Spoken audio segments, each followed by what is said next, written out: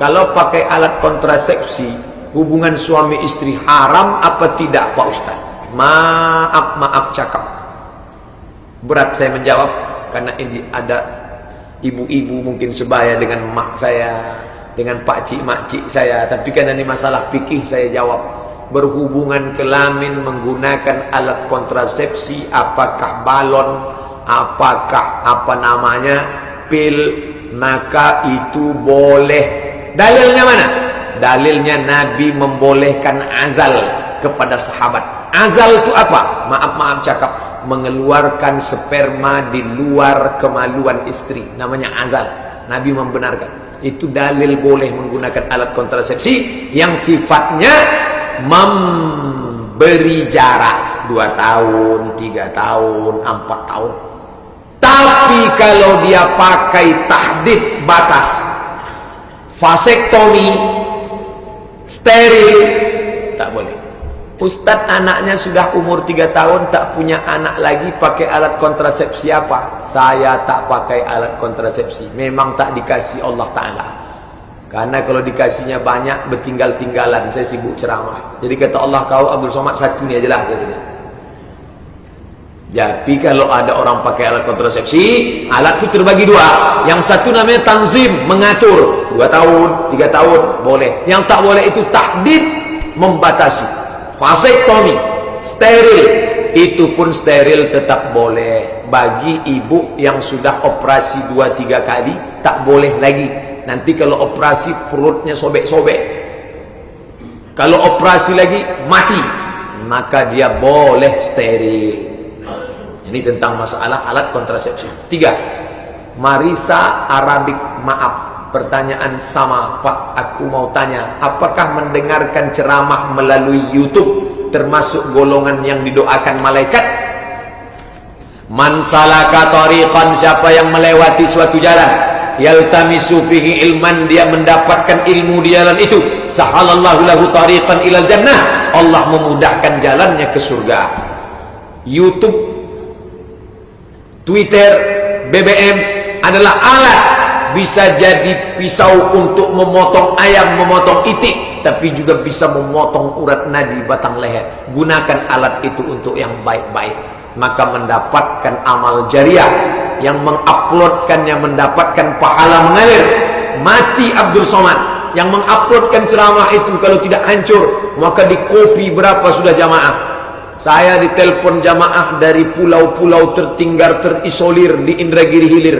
Ustadz Abdul Somad ini, betul, ceramah Ustadz sudah saya download 170 judul, saya masukkan ke CD, saya cetak, saya bagi ke orang di kampung saya. Bayangkan itu, amal jariah yang tetap mengalir. Siapa yang Abdul Somad sekalipun tak pernah menguploadkan ceramah itu, jamaah semua menguploadkan. Maka di akhirat nanti jangan heran Abdul Somad belakangan masuk surga, yang menguploadnya lebih dulu masuk surga, karena mereka amal jariahnya. Abdul Somad cuma sekali ceramah, itu diulang sampai ada khutbah itu yang sudah diputar orang 100.000 kali. 100.000 kali. Padahal saya ceramah yang dengar cuma 100 orang, itu pun 50 tidur di masjid lain. Masjid ini semangat semua, luar biasa. Assalamualaikum Pak Ustaz. Waalaikumsalam warahmatullahi wabarakatuh. Puasa Ramadan kemarin saya lagi puasa, jam 7 pagi saya batuk, tak berhenti-henti batuk, tenggorokan gatal sekali. Terpaksa saya minum air hangat, lalu hilanglah batuk. Lalu saya teruskan puasa. Sah apa tak puasa? Tak sah, karena sudah minum. Minum itu adalah salah satu membatalkan puasa. Jadi bagi saudaraku yang mengajukan pertanyaan ini, caranya gantilah puasa ini, fa'iddatum min ayyamin ukhar, ganti di hari yang lain. Nah, jadi besok gantilah puasa ini, besok niatnya nanti malam sahur, ya Allah, aku berniat mengganti puasaku yang batal kemarin. Kalau kita mati tak mengganti puasa, mati dalam keadaan meninggalkan hutang. Man mata, siapa yang mati, wa alaihi siyamun, punya hutang puasa, soma'an huwadiyuhu, maka ahli warisnya wajib melaksanakan puasa untuknya. Saudaraku yang mengirimkan pertanyaan ini, gantilah puasa yang tinggal. Assalamualaikum Pak Ustaz. Waalaikumsalam warahmatullahi wabarakatuh. Saya kagum dengan ilmu Allah yang dikaruniakan kepada Pak Ustadz Abdul Somad. Saya minta ridhonya dari Ustadz atas video di YouTube yang saya copy. Sering saya catat untuk dijadikan referensi atas materi dalam pengajian mingguan di lingkungan saya, Tasikmalaya, Jawa Barat. Jazakumullah khairan. Menjadi amal jariah insyaallah. Amin ya rabbal alamin. Assalamualaikum Pak Ustadz. Waalaikumsalam. Di kampung saya di Siak ada bahkan sering orang berzakat fitrah langsung ke mustahik. Yang saya mau tanyakan, apakah boleh zakat fitrah itu langsung ke mustahik tanpa pakai amil? Boleh. Dalilnya, zaman Nabi dulu, habis sholat subuh pagi hari raya, orang pulang ke rumah, mengambil gandum, masukkan ke karung, lalu dicari fakir miskin. Mana fakir miskin? Langsung serahkan. Begitulah praktek zakat fitrah dulu. Karena wajibnya zakat fitrah itu dari sejak azan maghrib puasa hari terakhir sampai khotib naik mimbar yang waktunya hanya 13 jam saja. Adapun bapak yang membayar hari 15 puasa, hari ke-27 itu boleh, tak salah. Tapi kalau ini semua nanti orang Pekanbaru begini, nanti tak ada pemerataan. Ada fakir miskin yang rajin duduk di tepi jalan dapat 3 karung, yang di rumah tak dapat sama sekali. Maka yang sudah kita laksanakan dengan pakai amil, terprogram, terstruktur, itu sudah baik, tak salah. Tapi yang menyerahkan langsung sah. 7. Apakah Ustaz pernah bermimpi Nabi Muhammad? Saya tak pernah bermimpi jumpa Nabi Muhammad sallallahu alaihi wasallam. Andai pun jumpa tak perlu saya ceritakan. Karena kalau saya ceritakan maka akan naiklah. Siapa itu? Itu Ustaz Somad yang udah jumpa Nabi itu. Sedangkan tak jumpa Nabi aja sudah melambung-lambung dipuji orang.